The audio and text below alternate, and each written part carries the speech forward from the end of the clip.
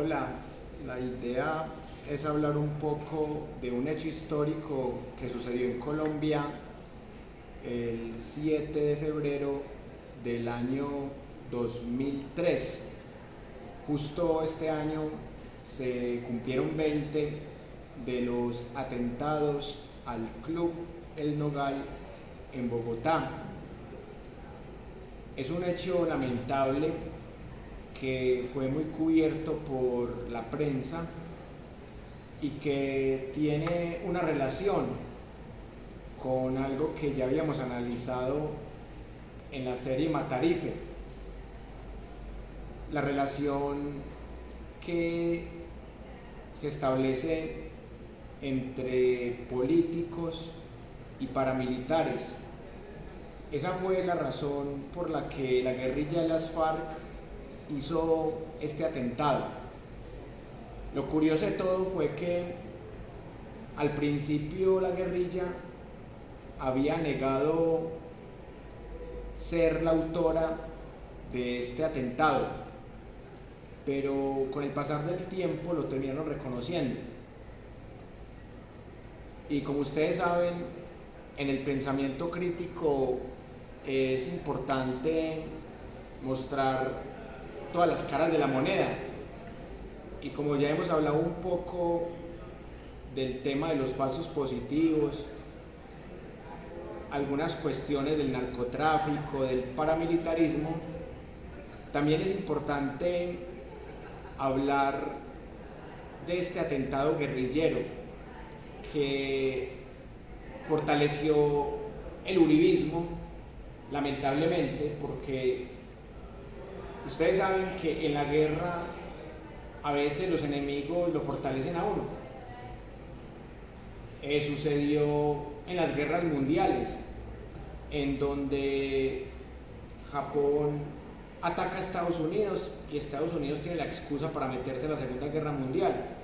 Pasó con el tema de las Torres Gemelas del 11 de septiembre del 2001, en donde supuestamente el grupo Al Qaeda atenta contra la Casa Blanca, contra los intereses de la Casa Blanca, y con eso justifican la invasión a Afganistán, a Irak, a Libia. Y eso pasó en Colombia, que esos atentados terroristas que lamentablemente acabaron con la vida de 36 personas y también dejaron a 200 heridas, y eso hace que lamentablemente la violencia en Colombia se haya empeorado, así como el magnicidio contra Gaitán hizo que la violencia se quintuplicara. En los atentados del Club Al Nogal, esta violencia guerrillera hizo que la violencia del país fuera mucho más fuerte. Juan, si tú quieres decir algo. No. Bueno. Entonces, en la primera parte de la clase vimos una película que se llama Esto huele mal, y pareciera que es un drama romántico, pero tiene un trasfondo, y es mostrar el contexto histórico que vivía Colombia en ese año 2003 y desde una mirada oficialista. Y es interesante también mirar este punto de vista, porque ese atentado fue uno de los más brutales de la historia de Colombia, y también fue el segundo más brutal de la historia de Bogotá, según las fuentes oficiales, porque el atentado contra el DAS el 6 de diciembre de 1989, que quería acabar con la vida del general Maza Márquez, ese atentado había sido mucho más horrible, perpetrado por el cartel de Medellín, y más porque se sospechaba que Maza Márquez tenía relaciones con el cartel de Cali. Y acá la guerrilla de las FARC atenta contra este club porque allí se reunían políticos, empresarios y paramilitares para planear ataques a flancos de izquierda o a flancos guerrilleros. Y fue el señor Timochenko el que le pidió perdón a las víctimas. Pero yo siempre he dicho que el perdón no sirve, porque las vidas no se recuperan. Entonces, cuando algún grupo armado, sea legal o ilegal, pide disculpas, eso ya no se puede devolver el tiempo. El hecho fue que alias el Paisa, el guerrillero de las FARC del Frente Teófilo Forero, fue el que perpetró el ataque a estas instalaciones. Y la película es interesante porque nos permite notar la mentira, la mitomanía en las relaciones de pareja, en donde la pareja protagonista es infiel, ambos son infieles, pero también nos permite ver la hipocresía y la doble moral que muchas veces gobierna en nuestra sociedad. Una hipocresía tremenda que se nota en muchos aspectos de la vida. Pero si bien en la película no hay una clara posición política, sí hay un llamado a rechazar cualquier tipo de violencia, y eso está bien. Aunque llama la atención un hecho, que de pronto ustedes lo notaron al inicio de la película, los primeros minutos, que ahí muestran cuáles son las empresas que patrocinan la película. Y aparece la empresa Postobón de la organización Ardila Lule, aparece la empresa Servientrega y también aparece la empresa RCN, también de la organización Ardila Lule. La pregunta que uno se hace, y sin el ánimo de caer en ideas contrafactuales, es si una película que se haga sobre un atentado paramilitar o un atentado militar como los falsos positivos, que fueron atentados sistemáticos y también muy graves, si una película que hable de esos atentados también sería patrocinada por ese tipo de empresas. Esa es la pregunta que uno se hace. Y la película pudo ser más proselitista, pero fue hecha en el año 2007, cuando ya Álvaro Uribe Vélez había sido reelecto. No había necesidad de hacerle mucho proselitismo a Uribe, porque no era una época electoral, y Uribe gozaba de muy buena aceptación, no solamente de la derecha colombiana o de la extrema derecha, sino también de sectores del centro o sectores que se informaban y que se informan todavía con Caracol y RCN. Uribe tuvo el escándalo de la GIS política, del cual ya hablamos aquí, pero el gobierno de Uribe fue muy certero y dio algunos golpes que le permitieron tapar esa GIS política. Y no estoy diciendo que con esta película taparon la GIS política, pero sí dando de baja a varios de los principales miembros del secretariado de las FARC. Dieron de baja a Raúl Reyes, dieron de baja a alias el Paisa, que fue uno de los que participó como autor intelectual en esos ataques al Club El Nogal. También liberaron a Ingrid Betancourt, el señor Araujo se le voló a las FARC.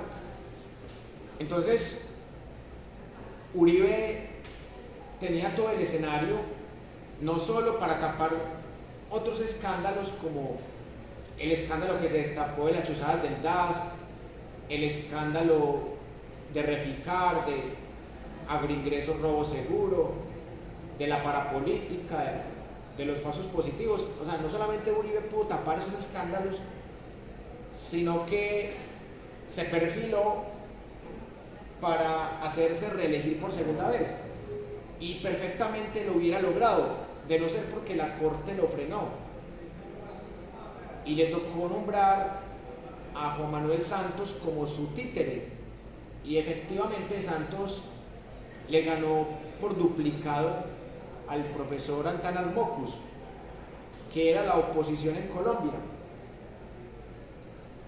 En la época del Frente Nacional, la ANAPO era la oposición, un partido que tenía gente de derecha también, gente de izquierda, gente de derecha, un partido populista. En la época de Uribe, en este 2003 hasta el 2007, Uribe no tenía rival en Colombia. Miren que Uribe casi que triplica al ex magistrado y profesor Carlos Gaviria Díaz. Uribe no tenía rival en Colombia, tenía control de la mayoría del Congreso, tenía total y absoluto control de los medios masivos de comunicación más importantes del país. Curiosamente, en esa época la revista Semana tenía otros dueños y tenía un equipo investigativo más riguroso, pero la revista Semana no era tan leída como hoy día.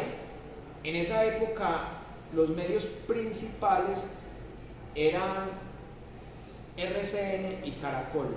Esos dos tampoco tenían competencia. El único canal que le hacía oposición a Uribe era el Canal 1, y era un canal muy poco visto, y sigue siendo un canal muy poco visto.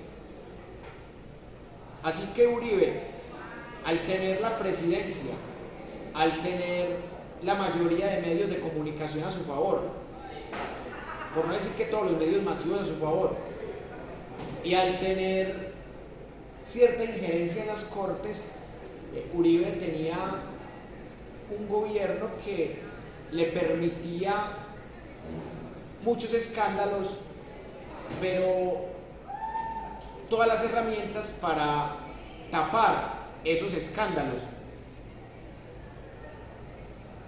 Y esto afectó a las víctimas claramente, porque fueron 36 familias afectadas, y si nos vamos a las personas heridas, fueron más de 200 familias afectadas que eran de la clase alta bogotana y que no tenían la culpa de la guerra que tenía Uribe con las FARC.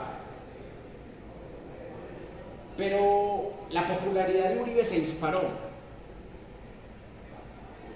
Uribe le supo sacar mucho provecho, no solamente a esto, sino también a los atentados a unos diputados del Valle del Cauca, que fueron secuestrados y en un intento de liberación los asesinaron. También al asesinato de dos personajes muy importantes en Antioquia, que uno era hermano de Aníbal Gaviria, el señor Guillermo Gaviria. Entonces, cualquier asesinato de las FARC disparaba la popularidad de Uribe.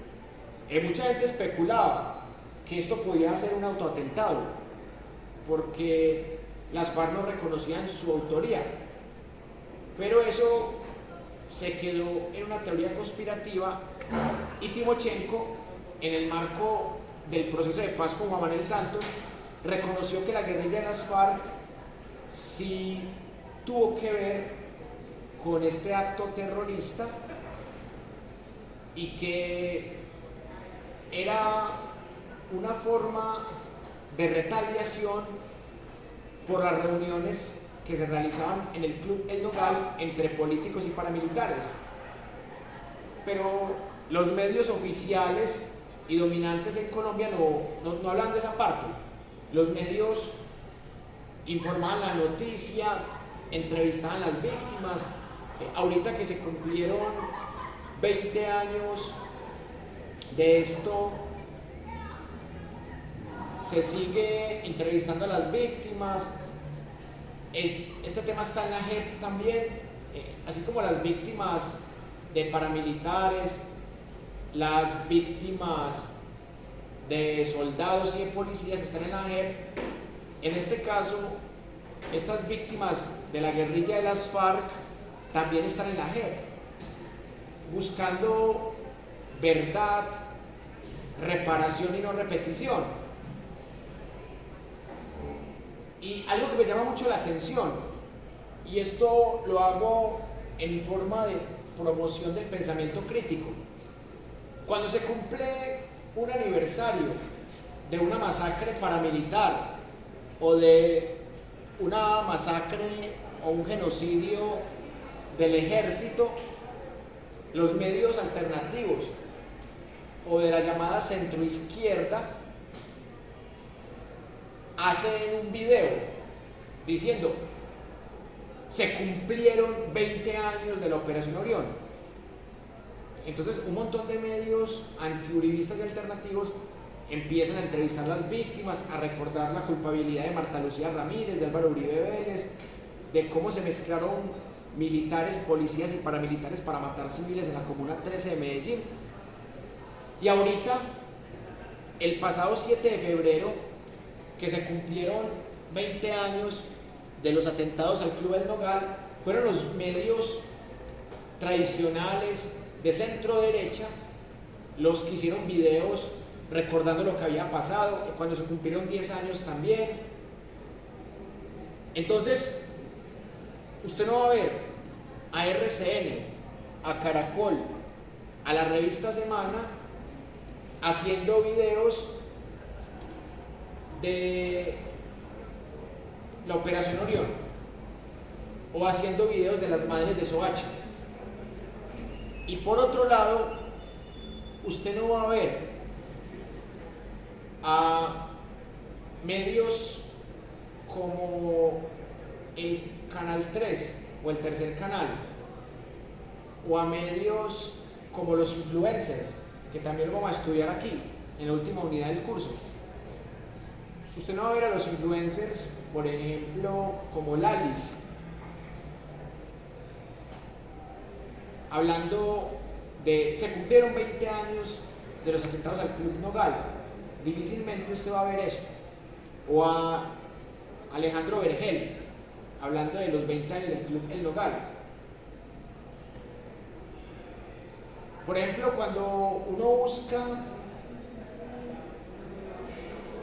los 20 años de la Operación Orión, uno se encuentra puros medios alternativos. Y cuando uno busca 20 años de los atentados al Club El Nogal, uno se encuentra puros informes, videos, conmemoraciones de Caracol, RCN, El Tiempo. ¿Qué demuestra esto?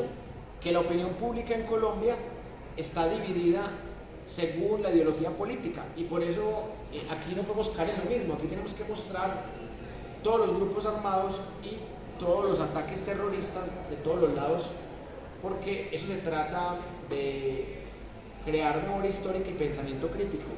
¿Qué dices tú, Juanse? Papá, que tienes toda la razón.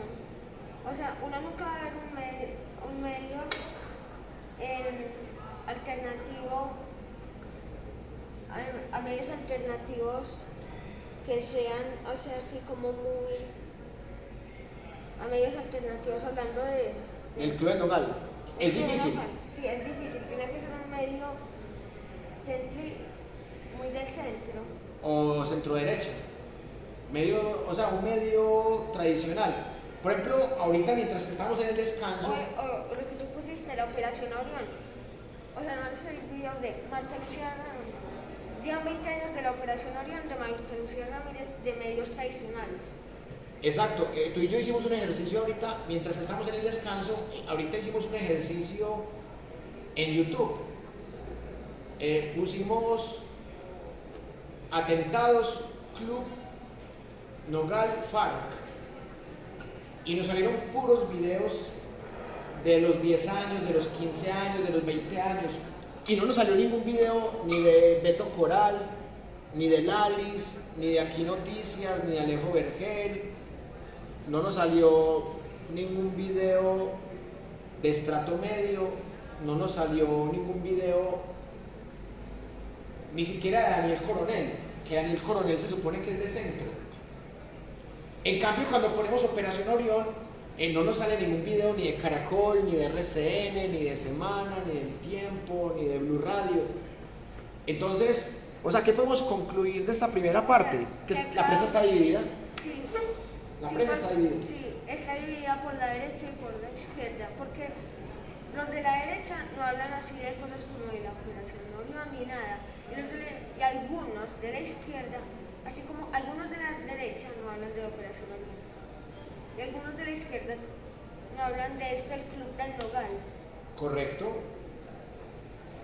Y por eso es importante traer esta película, porque la película nos puede dejar en la punta del iceberg, porque la gente que la ve puede que no le encuentre el sentido político, histórico e ideológico, pero si uno la lee entre líneas, la película fue estrenada en el año 2007 y ahorita vamos a analizar qué estaba pasando en Colombia en el año 2007.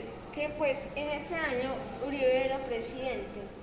Uribe era presidente, llevaba un año de haberse reelegido fraudulentamente con la Yis política, pero esta película fue hecha en una época en la que la gente hacía marchas diciendo no más FARC, no más FARC. Entonces, la gente salía a hacer marchas con camisa blanca, con bandera de Colombia, y eran puros uribistas.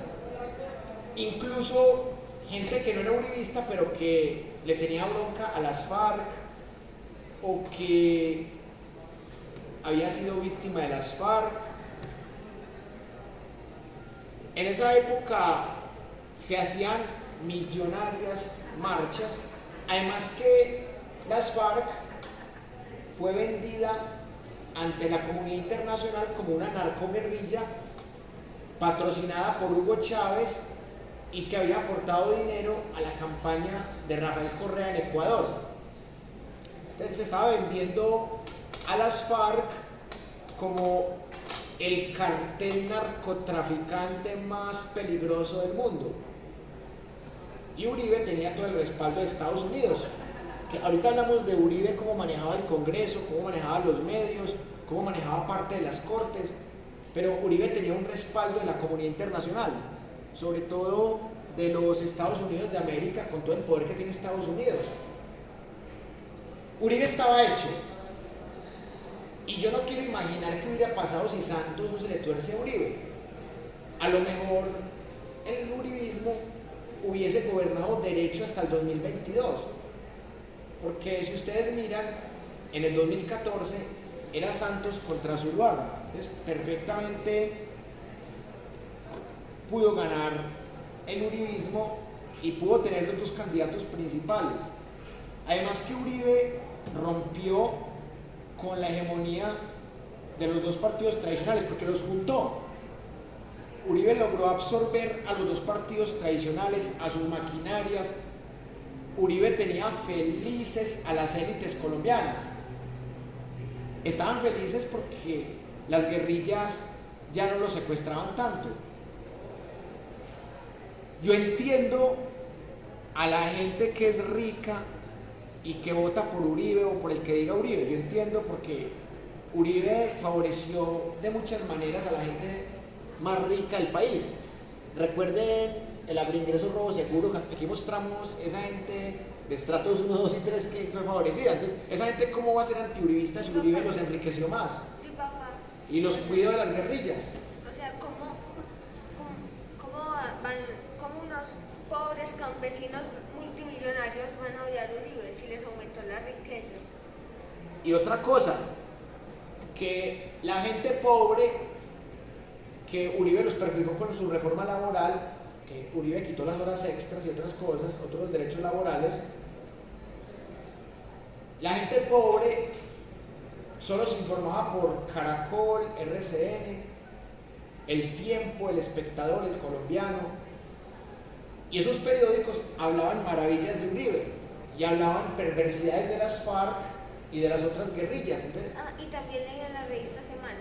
pero en esa época la revista Semana, no digamos que era antiuribista, porque no lo era, pero era una revista más crítica.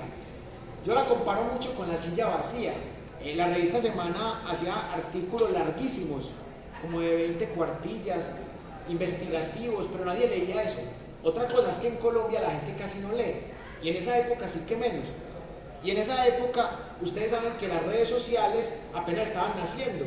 O sea, en el 2010, en el 2007, Facebook no era una red social influyente como para montar un presidente, ni siquiera para montar un alcalde. Las cadenas con noticias falsas las mandaban, era por correo.